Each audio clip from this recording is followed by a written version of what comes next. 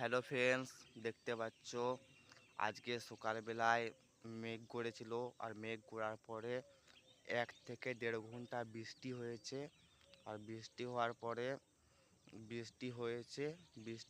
পরে আমি বৃষ্টি ছাড়াবার পরে আমি আমাদের রসুন ও পেঁয়াজ বাড়ি যে আছে সেইখানকে চলে এসেছি। আর সেইখানে আসার পরে দেখলাম যে রসুন ও পেঁয়াজ বাড়িতে অনেকটাই জল জমে গেছে। আর জল জমে যাওয়ার ফলে কিন্তু আমাদের রসুন ও পেঁয়াজে ক্ষতি হবে। সেই জন্যে আমরা রসুন ও পেঁয়াজে জলটা কাটিয়ে দিই। আর তোমাদেরকে দেখায় যে রসুন পেঁয়াজে কতটা জল জমে গেছে, তোমরা দেখতে থাকো।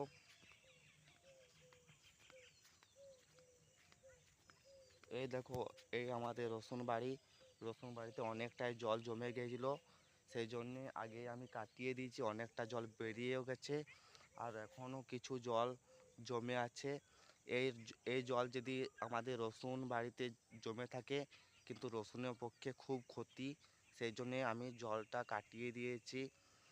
আর সেই জন্যে ভাবলাম যে আমিও একটা রসুন বাড়িতে জল কাটাতে এসে পড়ে তোমাদের একটা ছোট্ট ব্লগ করি।